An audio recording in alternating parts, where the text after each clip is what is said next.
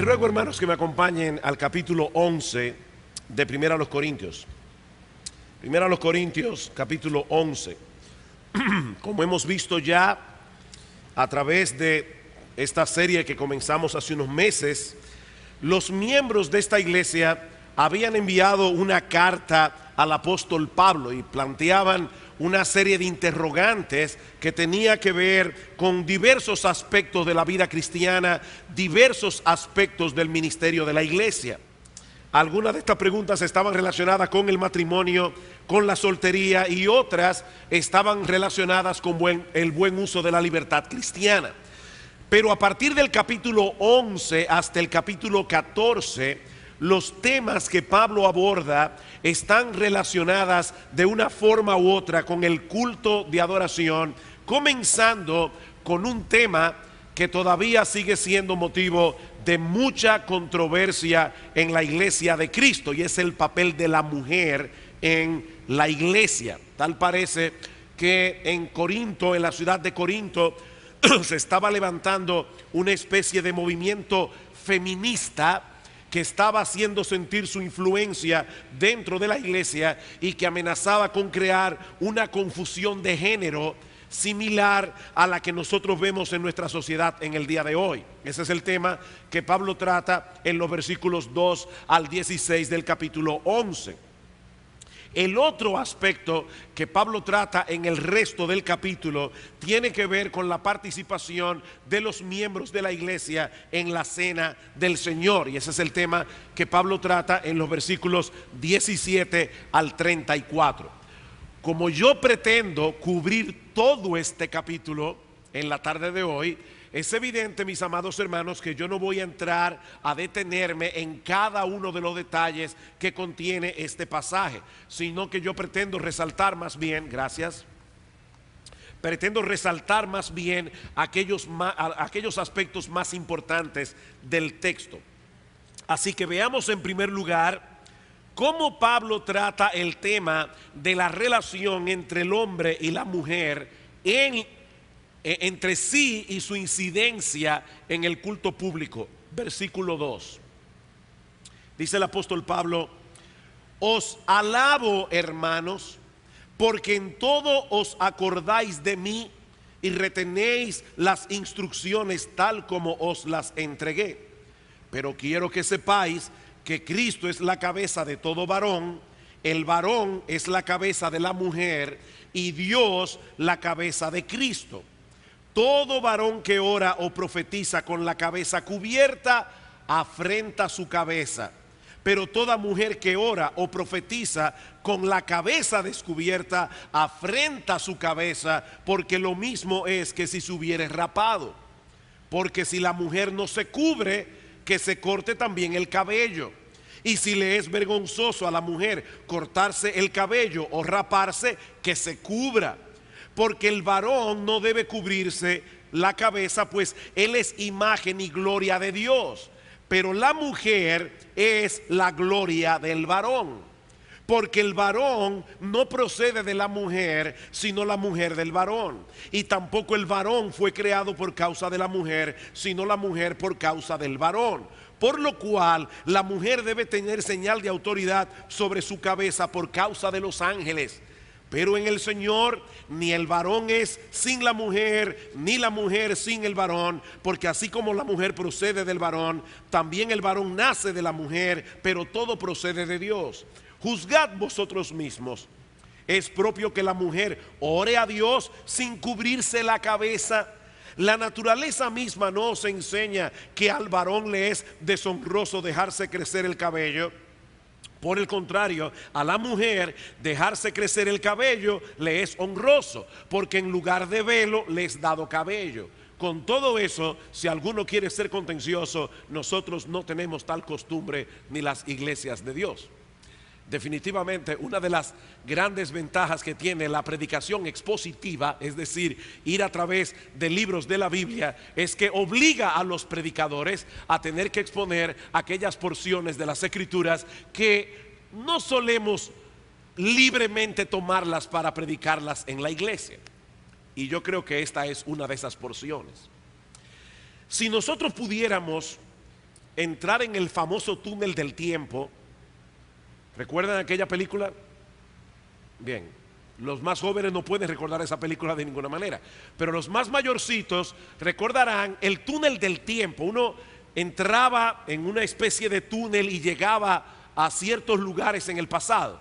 Bueno, si nosotros pudiésemos entrar en ese famoso túnel del tiempo y llegar al tiempo del apóstol Pablo, a los días de Pablo, y de manera particular llegar a la ciudad de Corinto, nosotros vamos a darnos cuenta que la forma de vestir del hombre y de la mujer era bastante similar, excepto, entre algunas cosas, por el velo que las mujeres usaban para cubrir su cabeza.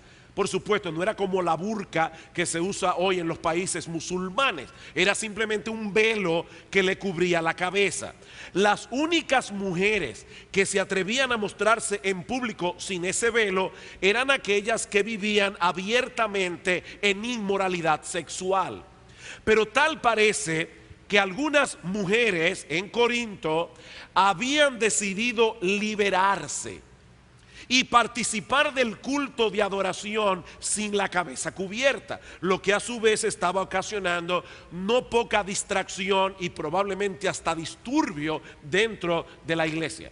Ahora bien, Pablo sabía que lo que estaba en juego aquí no era un simple velo o una forma de vestir, sino una filosofía sumamente dañina que trataba de echar por tierra el orden de autoridad establecido por Dios para el hogar y para la sociedad en general. Y es precisamente por eso que ese es el punto de partida que Pablo asume al tratar con este problema. Versículo 2: os alabo, hermanos, porque en todo os acordáis de mí y retenéis las instrucciones tal como os las entregué. Definitivamente el apóstol Pablo era un hombre que tenía mucha gracia.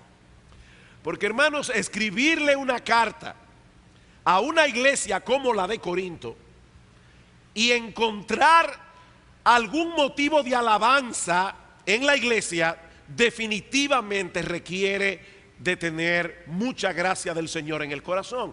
Pero Pablo era un hombre que sabía ver la obra de Dios en sus hermanos, en los creyentes, y Pablo sabía que a pesar de todos los problemas que había en la iglesia de Corinto, habían hermanos en esa iglesia que estaban tomando en serio la enseñanza del apóstol Pablo. Y él, que va a tocar un tema tan espinoso, comienza con esta nota de alabanza: os alabo, hermanos. Yo creo que todos nosotros tenemos mucho que aprender del apóstol Pablo.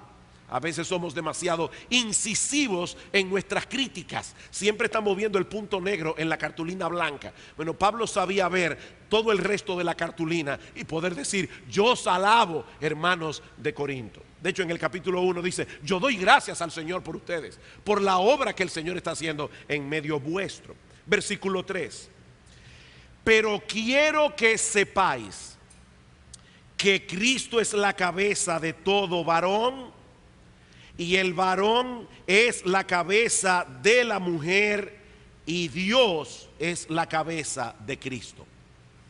Siempre que se toque el tema de la autoridad del hombre sobre la mujer, las personas tienden a pensar que lo que nosotros estamos diciendo es que la mujer de alguna manera es inferior al hombre, y por lo tanto el hombre puede tratarla en consecuencia como un ser inferior. Pero Pablo nos muestra aquí que el orden de autoridad establecido por Dios en el mundo no es otra cosa que un reflejo de la estructura jerárquica como funciona la misma Trinidad. O sea, nosotros creemos que hay un solo Dios que subsiste en tres personas: Dios el Padre, Dios el Hijo y Dios el Espíritu Santo. Y aunque las tres personas son Dios, iguales en dignidad, iguales en gloria, iguales en honra, sin embargo, mis hermanos, dentro de la Trinidad existe una estructura jerárquica. Dios el Padre y Dios el Hijo son exactamente iguales en dignidad, porque ambos comparten la misma esencia divina. Dios el Padre no es más Dios que el Hijo, y por lo tanto Dios el Hijo no es inferior en ningún sentido a Dios el Padre. Ustedes conocen los textos. Juan capítulo 1, versículo 1. En el principio era el verbo era con Dios y el verbo era Dios. Y en Juan capítulo 10, versículo 30, el Señor Jesucristo dice: yo y el Padre somos una misma cosa. Yo y el Padre somos una misma esencia. Y cuando Felipe le pregunta en Juan capítulo 14: muéstranos al Padre y nos basta, Cristo le responde en el versículo 9: tanto tiempo he estado con vosotros, Felipe, y no has visto al Padre. El que me ha visto a mí, dice el Señor, ha visto al Padre. Así que son iguales en dignidad. Sin embargo, para llevar a cabo la obra de redención, Dios el Hijo decidió voluntariamente someterse a la autoridad del Padre. Esa es la enseñanza de Filipenses capítulo 2, versículo 5. Haya pues en vosotros este sentir, esta misma forma de pensar que hubo en Cristo Jesús, el cual, siendo en forma de Dios, y yo explicaba a mis estudiantes esta semana que cuando los griegos hablaban de forma, ellos no se referían a apariencia externa. Yo he dicho eso otras veces aquí. La palabra forma para un griego, la palabra morfe, significa el conjunto de cosas que hace que una cosa sea una cosa y no otra cosa. ¿Se entendió, verdad? Es el conjunto de cosas que hace que una cosa sea esa cosa y no otra cosa. Cuando la Biblia dice que Cristo era en forma de Dios, lo que está diciendo es que Cristo tenía todas las características, todos los atributos que hacen que Dios sea Dios. Y si alguien tiene alguna duda, Pablo añade: el cual, siendo en forma de Dios, no estimó el ser igual a Dios. Igual a Dios. Y la palabra igual allí es la palabra griega isos, de donde viene nuestra palabra triángulo isósceles. ¿Qué es un triángulo isósceles? Es un triángulo cuyos dos lados son iguales. Cristo es igual a Dios porque Cristo es Dios. Pero ¿qué hizo Cristo? Que siendo igual a Dios, no estimó ese hecho como cosa que aferrarse, sino que se despojó a sí mismo tomando forma de siervo. Si Cristo no hubiera hecho eso, mis amados hermanos, no habría redención.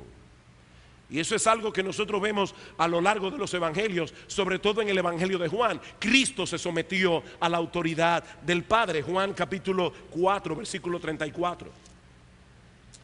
Juan capítulo 4, versículo 34.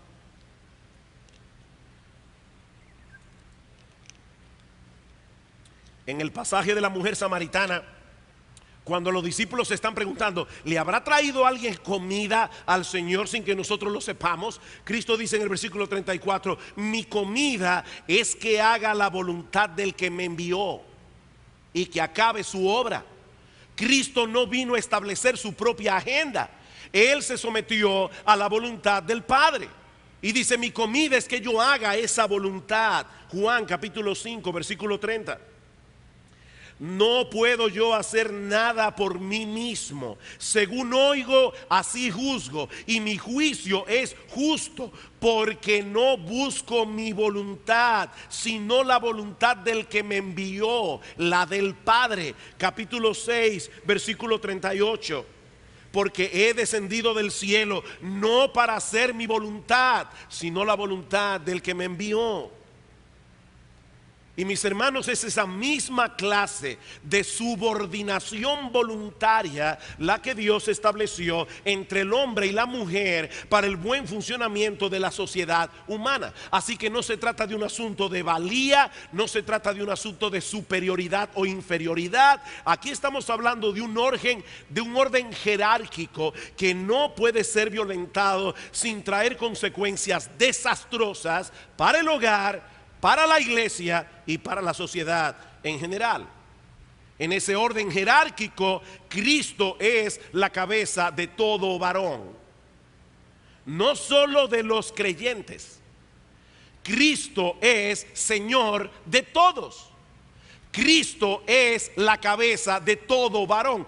Todo varón algún día va a tener que presentarse delante del Señor a darle cuenta por su vida, porque Cristo es Señor de todos. Toda autoridad me ha sido dada en el cielo y en la tierra, por tanto id y haced discípulos a todas las naciones. Cristo es Señor. Y de esa misma manera el varón es cabeza de la mujer y Dios es la cabeza de Cristo. Ahora, noten algo importante aquí.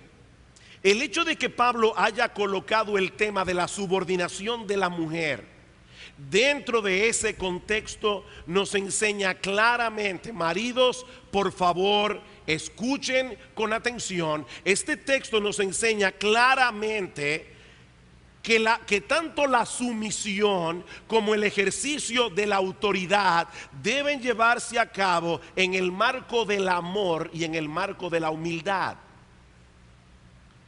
El marco del amor y el marco de la humildad. El padre no ejerce una autoridad tiránica sobre el hijo. El hijo no ejerce una autoridad tiránica sobre la iglesia. El padre ama al hijo. El hijo ama a la iglesia al punto de que dio su vida por ella. El hijo también ama al padre y por eso se somete a él. Así como la iglesia ama al hijo y se somete a su autoridad voluntariamente. Es ese tipo de relación que Dios estableció para el hogar y que debe manifestarse también en la iglesia. Maridos, no hay un solo texto en toda la escritura donde se le mande al hombre someter a su mujer. Dios le manda al marido a amar a su mujer como Cristo amó a la iglesia. Es la mujer la que voluntariamente y en humildad asume esa posición de subordinación de la misma manera que lo hizo nuestro Señor Jesucristo. Así que el hecho, maridos, de que Dios los haya puesto como cabeza de la iglesia, no de su casa, perdón, no quiere decir que Dios los colocó como un tirano al cual la mujer tiene que someterse. De lo que estamos hablando aquí es de un hombre que ama a su mujer como Cristo amó a la iglesia y al cual ella voluntariamente se somete. Versículo 4 de 1 Corintios 11.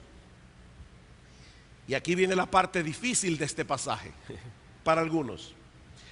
Todo varón que ora o profetiza con la cabeza cubierta afrenta su cabeza. Pablo está diciendo, ese orden jerárquico establecido por Dios en el hogar debe verse en la iglesia. En la iglesia. Algunos judíos, por ejemplo, y aún algunos romanos adoraban a sus dioses con un velo sobre la cabeza. Sin embargo, Pablo dice, en su cultura los varones no deben hacer eso. Pablo dice, todo varón que ora o profetiza con la cabeza cubierta afrenta su cabeza. Pero toda mujer que ora o profetiza con la cabeza descubierta afrenta su cabeza, porque lo mismo es que si se hubiera rapado. Porque si la mujer no se cubre, que se corte también el cabello. Y si le es vergonzoso a la mujer cortarse el cabello o raparse, que se cubra. Porque el varón no debe cubrirse la cabeza, pues él es imagen y gloria de Dios, pero la mujer es la gloria del varón. ¿De qué está hablando Pablo aquí? Bueno, es evidente, mis amados hermanos, que Dios ha dado dones a los creyentes, hombres y mujeres. Dones que tanto los hombres como las mujeres deben ejercer para el beneficio de la iglesia. Pero tanto los hombres como las mujeres, dice Pablo, deben poner sus dones en operación, mostrando claramente ese orden jerárquico establecido por Dios. Es por eso que en esa cultura los hombres no debían participar del culto público con la cabeza cubierta, pero las mujeres sí debían hacerlo, porque esa era la manera en que ellas mostraban externamente su disposición a someterse. El hombre representa a Dios en su autoridad y gobierno. Es en ese sentido que Pablo dice que el varón es la gloria de Dios. Mientras que la mujer ha sido llamada a seguir, respetar y someterse a la autoridad del varón, porque ella es la gloria del varón. Ahora, hermanas, eso no quiere decir que la mujer no haya sido creada a imagen de Dios, o que la mujer no haya sido creada para la gloria de Dios. Lo que Pablo está diciendo es que la mujer en particular tiene un rol que el hombre no tiene. Porque el hombre está llamado a mostrar la gloria de Dios, la mujer también, pero la mujer casada también está llamada de manera particular a mostrar la gloria de su marido. Ella debe comportarse de tal manera que traiga honra a su esposo. Eso es un llamado muy particular que Dios le ha dado a la mujer. ¿Qué pasa con una mujer que se comporta de tal manera en la iglesia que no parece tener autoridad sobre ella? Pablo dice que afrenta su cabeza. ¿Cuál cabeza? ¿La cabeza que está encima de sus hombros? No, a su cabeza, que es su marido. Ella está públicamente avergonzando a su marido. En vez de ser la gloria de su esposo, esta mujer, con su forma de comportarse en la iglesia, se ha convertido en su vergüenza. Eso es lo que Pablo está diciendo. En la época de Pablo, una de esas señales externas que usaban la mujer para mostrar su sumisión era el velo, algo que ya no tiene en nuestra época esa misma connotación. Una mujer, y aquí hay muchas que vienen a la iglesia con la cabeza descubierta, no están afrontando a nadie, porque ese elemento cultural no se interpreta de la misma manera en nuestra cultura. Este es un aspecto que cambia de un sitio a otro, de una época a otra, pero lo que es inamovible, mis amados hermanos, es el orden de autoridad diseñado por Dios. Es lo mismo que ocurre con el saludo. En Romanos capítulo 16, versículo 16, y en muchos otros textos del Nuevo Testamento, se nos manda a saludarnos con ósculo santo. ¿Alguien sabe lo que es un ósculo? Es una palabra muy fina para decir que debemos saludarnos con un beso. Y no está hablando aquí entre el hombre y la mujer. Está diciendo que todos deberíamos saludarnos con un ósculo santo. En aquella cultura, cuando un hombre llegaba a la iglesia, saludaba a los demás hombres dándole un beso en la mejilla, pero era un beso. Ahora, eso no sería apropiado en esta cultura. La pregunta es, ¿perdieron vigencia esos textos que nos mandan a saludarnos con ósculo santo? Por supuesto que no. Todavía los cristianos debemos saludarnos con afecto los unos a los otros, porque ese es el principio que está detrás de ese mandato. Puede ser que en nuestra cultura un apretón de manos sea suficiente, gracias al Señor. En otra cultura puede ser que haya otras costumbres. Por ejemplo, los hombres en Rusia se saludan dándose un beso en la boca. Un saludo, no es homosexual, es una forma de saludarse. Yo, si algún día voy a Rusia, no sé qué voy a hacer, honestamente. Pero el punto es que esto cambia, mis amados hermanos, de cultura a cultura. Y lo mismo pasa con la directriz que Pablo establece en este texto acerca del velo. De nada le sirve a una mujer ponerse un velo sobre su cabeza si no se está sometiendo a su marido. Porque el principio que Pablo establece aquí en la práctica es el principio de autoridad. Como dice John MacArthur, lo que Pablo está enseñando en este pasaje es el principio de la subordinación de la mujer al hombre, no una señal o símbolo en particular de esa subordinación. El apóstol, sigue diciendo John MacArthur, no está estableciendo un principio universal de que las mujeres cristianas deben adorar siempre con la cabeza cubierta. Pero lo que Pablo está estableciendo aquí es que la forma como una mujer se comporta en la iglesia debe enviar una señal muy clara a todo el mundo de que ella respeta la autoridad de su marido. ¿Qué significa eso en la práctica? Bueno, en aquella época era un velo y Pablo dice, ¿tú quieres quitarte el velo?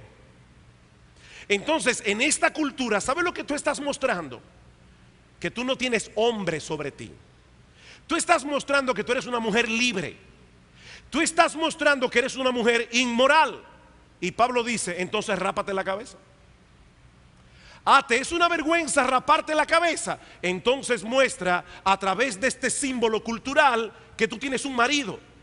Muestra a través de este símbolo cultural que tú no eres autónoma.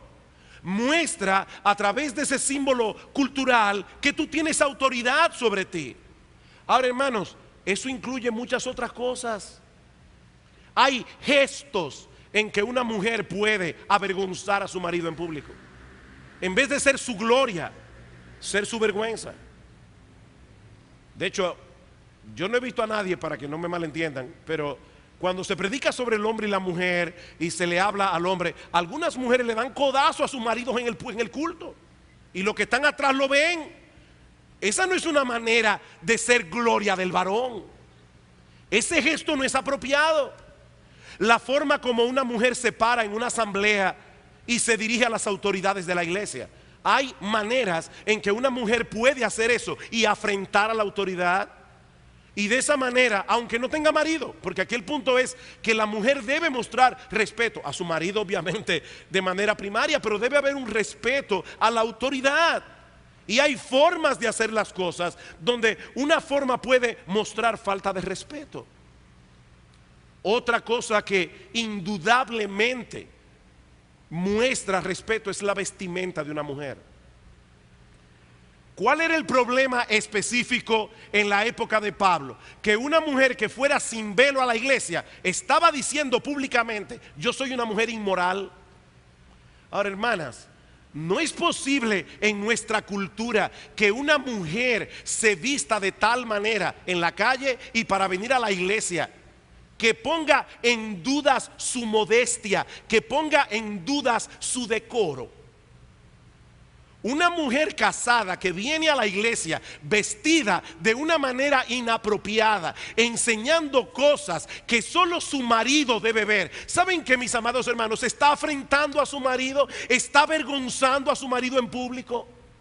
Eso es lo que estamos diciendo aquí. Ese es el principio general.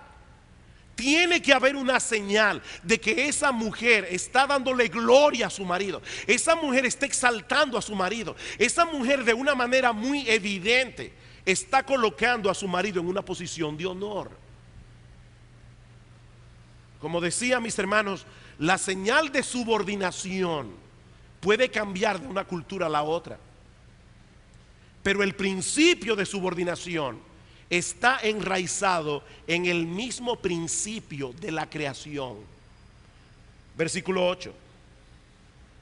Porque el varón no procede de la mujer, sino la mujer del varón. Y tampoco el varón fue creado por causa de la mujer, sino la mujer por causa del varón. Por lo cual la mujer debe tener señal de autoridad sobre su cabeza por causa de los ángeles. ¿Qué está diciendo Pablo aquí? Que ese orden, esa jerarquía establecida por Dios para la sociedad humana fue evidente en la misma creación.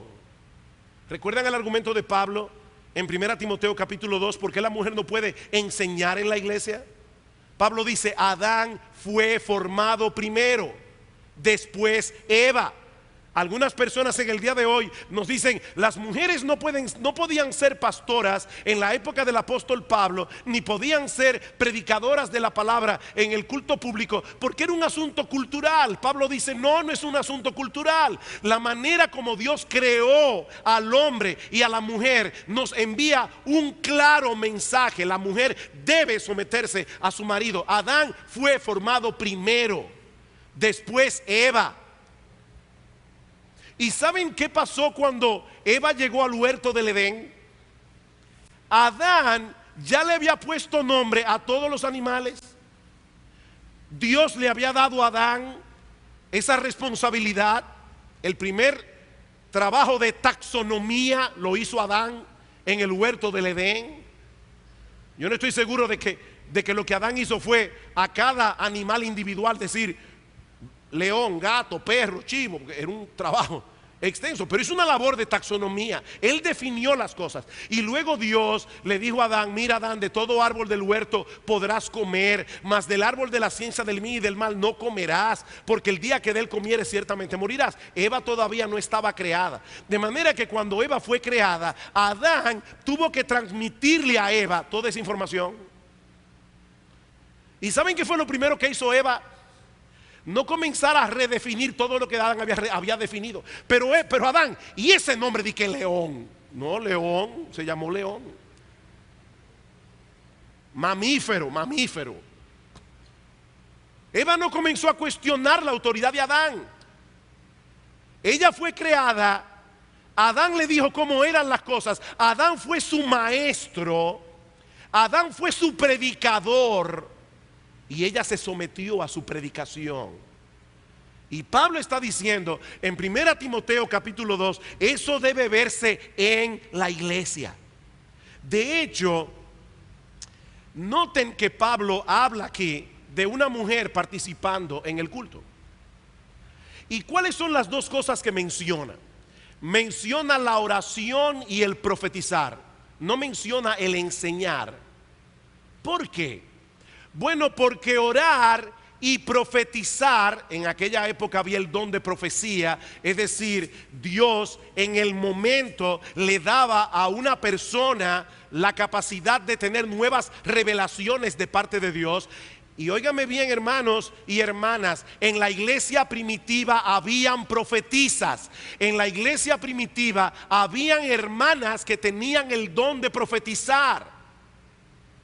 Y Pablo las alienta a ejercer su don en la manera apropiada, en el contexto apropiado, mostrando autoridad sobre su marido, bajo su marido. Ahora, ¿qué diferencia hay entre profetizar y predicar? Que el que profetiza está siendo simplemente un órgano de parte de Dios, un instrumento de parte de Dios para traer su revelación. El que predica está teniendo autoridad sobre la iglesia. O sea, yo estoy aquí hablando con autoridad, con la autoridad conferida por Dios como pastor.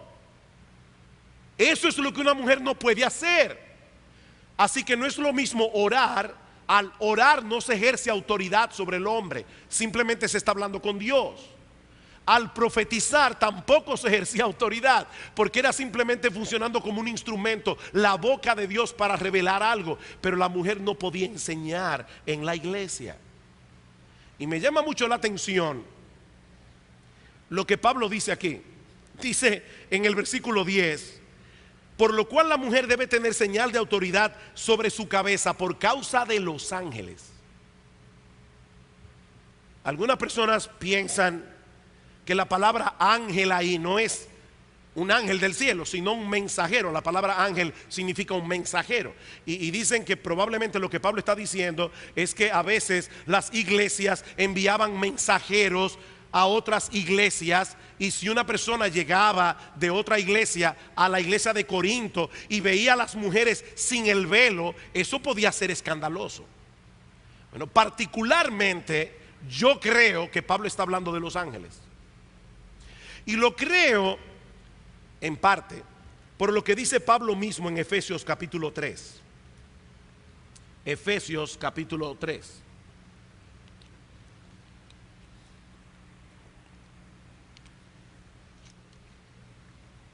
Dice Pablo en el versículo 8,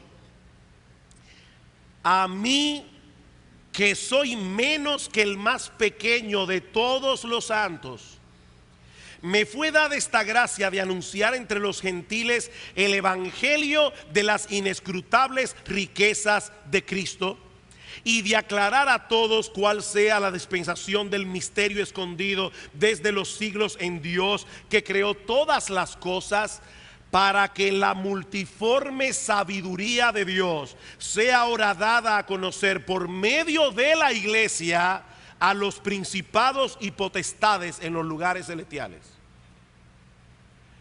Mis hermanos, créanlo ustedes o no, cada vez que nosotros nos reunimos como iglesia, hay ángeles observando lo que está pasando aquí. Y ellos, a través de ver hombres débiles haciendo la obra de Dios, una iglesia compuesta de personas que no han sido glorificadas, unos en un estado de madurez, otros en otro estado de inmadurez, los ángeles están aprendiendo algo de la sabiduría de Dios en la iglesia. A través de la iglesia, los ángeles aprenden acerca de la sabiduría de Dios. O sea, ellos están contemplando desde el cielo, como dice Primera de Pedro capítulo 1 versículos 10 al 12. Dice que ellos anhelan mirar lo que está pasando aquí con el avance del evangelio. ¿Y saben lo que ellos ven cuando ven la iglesia? Esa misma iglesia que nosotros muchas veces despreciamos, esa misma iglesia de la cual nosotros muchas veces únicamente nos quejamos. Ellos están mirando la iglesia y diciendo: wow, pero Dios sí es sabio. Dios sí es sabio, que con esta gente Él está haciendo su obra. O sea, con este grupo de personas con tantos problemas, este grupo de personas con tantas debilidades, este grupo de personas luchando con sus pecados, donde tan fácilmente se levanta un malentendido entre este y aquel, y Dios está edificando su reino a través de esa iglesia. Entonces, cuando los ángeles ven la iglesia, ellos dicen: wow, pero qué Dios más sabio, qué Dios más sabio. Ahora, ¿qué tiene todo esto que ver con 1 Corintios? Algunos comentaristas muy buenos entienden que cuando en la iglesia esa distinción de género es atacada y los hombres dejan de asumir su liderazgo en la iglesia como hombres, y las mujeres comienzan a actuar en una forma inapropiada, a los ángeles los avergüenza y los ofende.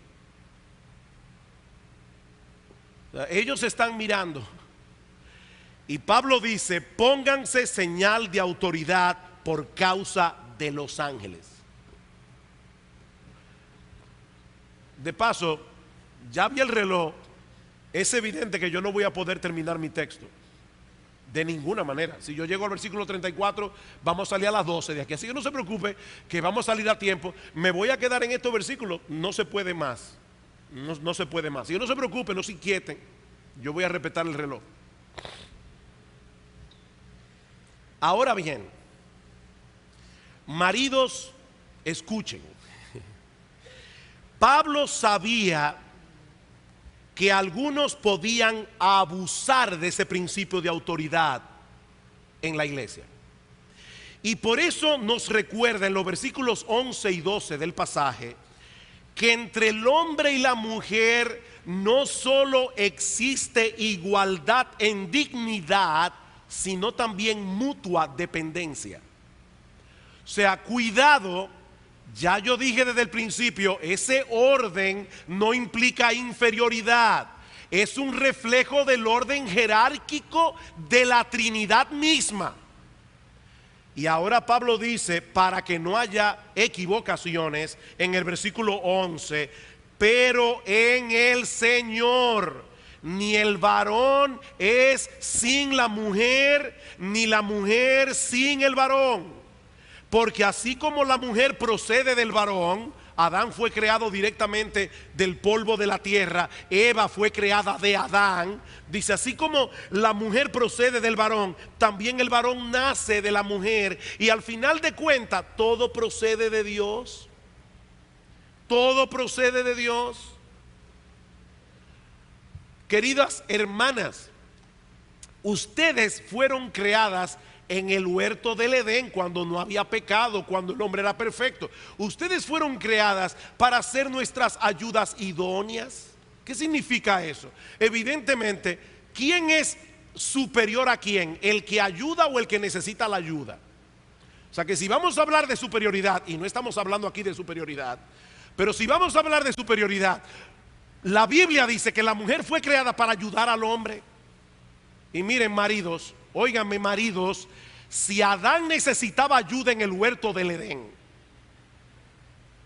cuando no había pecado, cuando la relación de Adán con Dios era perfecta, si Adán necesitaba ayuda idónea en el huerto del Edén, tú necesitas ayuda. Y mi hermano, Dios te ha dado a tu esposa para que sea esa ayuda idónea. Hay maridos que creen que su esposa no tiene derecho a opinar en casa. Hay maridos que creen que es una falta de respeto si la esposa lo corrige. Hay maridos que creen que es una falta de respeto si la mujer le dice, mi amor, en esto tú pecaste contra Dios. Cuando una mujer hace eso en la manera apropiada, está siendo ayuda idónea de su marido.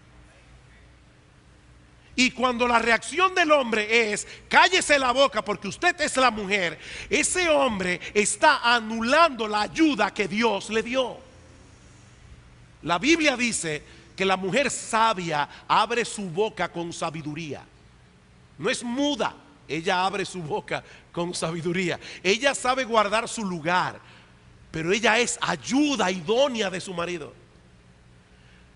Mis hermanos, nosotros nos necesitamos mutuamente. Esto no es una guerra de intereses, no es una guerra de géneros. Nos necesitamos unos a otros. Y precisamente por eso debemos tratarnos con respeto, debemos tratarnos con deferencia. Y aún la autoridad que el hombre posee sobre la mujer es una autoridad delegada. Dice, todo procede de Dios. Todo procede de Dios. Es una autoridad delegada y no puede prestarse a ningún tipo de abuso. Mi hermano, tú estás llamado a tratar a tu esposa con sabiduría. Tú estás llamado a proteger a tu esposa. Tú estás llamado a tratar a tu esposa como un vaso más frágil. Tú estás llamado a amar a tu esposa como Cristo amó a la iglesia. Y déjenme decirles algo, hermanos y hermanas. El matrimonio no es un negocio. El matrimonio es un pacto. Y un pacto es una promesa que yo hago delante de Dios y delante de los hombres, y que yo debo cumplir aunque la otra parte no esté cumpliendo con la suya. ¿Qué significa eso? Significa, mi amada hermana, que tú tienes que someterte a la autoridad de tu marido, aunque él no sea el marido más tierno del mundo. Ahora, eso significa, mi amado hermano, que tú tienes que amar a tu esposa como Cristo amó a la iglesia, independientemente de si tu esposa se está sometiendo o no a tu autoridad. Cada uno de nosotros hizo una promesa en el altar. Cada uno de nosotros hizo un compromiso delante de Dios y delante de los hombres, y cada uno de nosotros tiene que cumplir su compromiso, aunque el otro no lo cumpla, porque esto no es un negocio. Esto es un pacto. Por eso, jóvenes solteros, piénsenlo bien antes de casarse. Piénsenlo bien. Porque hasta el altar todo es voluntario. De ahí en adelante todo es obligatorio. Piénsenlo bien.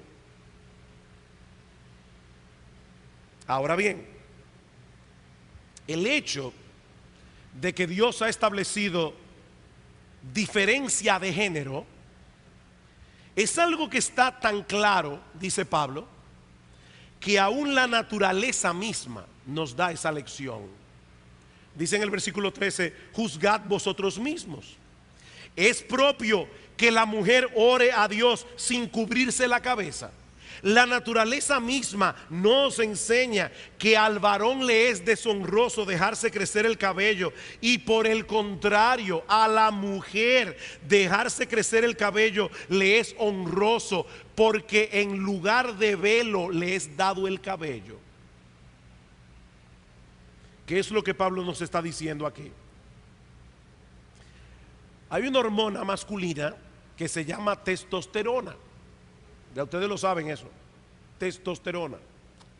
Resulta que la testosterona acelera la caída del pelo en el hombre. O sea, cuando un hombre tiene mucha testosterona se le cae el cabello de la cabeza.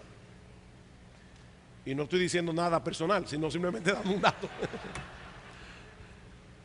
La testosterona produce eso. Por otro lado, la hormona femenina, es decir, el estrógeno, hace que el cabello de la mujer sea más largo normalmente que el del varón, y al mismo tiempo que dure más. Por eso es más raro ver a una mujer calva que ver a un hombre calvo.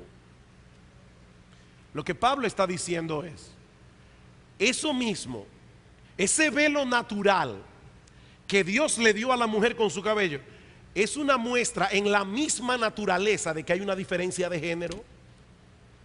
La misma naturaleza nos enseña eso, que hay una diferencia de género. Ahora, Pablo sabía que no importan los argumentos, el que quiera discutir va a discutir como sea.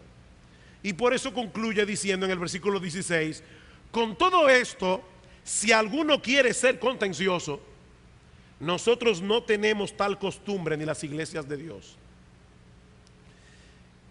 Y la verdad es que la costumbre de la que Pablo está hablando aquí pueden ser dos cosas diferentes. Puede estarse refiriendo a la costumbre de discutir por discutir. O sea, Pablo está diciendo, yo no voy a enredarme más en esta discusión. Ya yo dije lo que tenía que decir. Y nosotros no tenemos tal costumbre de estar lloviendo sobre mojado y discutir por discutir. Y yo no creo particularmente que es de eso que Pablo está hablando aquí. Yo creo que Pablo está hablando más bien a la costumbre de rebelarse contra las normas culturales establecidas que distinguían al hombre de la mujer. Y Pablo está diciendo, vayan a cualquier iglesia y ustedes van a encontrar exactamente el mismo principio. Los hombres deben portarse como hombres, las mujeres deben portarse como mujeres. Mis amadas hermanas, queridas hermanas de Iglesia Bíblica del Señor Jesucristo, la gloria de una mujer, la belleza de una mujer, la hermosura de una mujer es ser mujer, es su femineidad. La femineidad no es una vergüenza, la femineidad no es una debilidad, la femineidad es vuestra gloria, mis amadas hermanas. Ustedes en su femineidad y el hombre en su masculinidad, ambos juntos complementan la imagen de Dios. ¿Cuál es la gloria del varón? Ser varón. La gloria del varón es portarse como un hombre, no como un macho, sino como un hombre que protege a la mujer, un hombre que es tierno con la mujer, un hombre que guía con sabiduría a la mujer. La gloria de un hombre es ser hombre. Y lo que Pablo nos está enseñando en este pasaje es que nosotros en la iglesia tenemos una lección que darle a esa sociedad allá afuera que está tan confundida con respecto a los roles, que está tan confundida con respecto a los géneros. Hermanos, nosotros tenemos una responsabilidad. Nosotros tenemos la responsabilidad de mostrar la perfección del plan de Dios, la perfección del diseño de Dios, para que la gente mirando la iglesia pueda ver en la iglesia la sabiduría del Dios que creó la iglesia, que diseñó la iglesia, la sabiduría del Cristo que es cabeza de la iglesia. Mi deseo era estudiar el pasaje completo. Dios me acaba de humillar, hermanos. Y yo creo que es correcto que lo diga. Dios me acaba de humillar delante de mis pastores.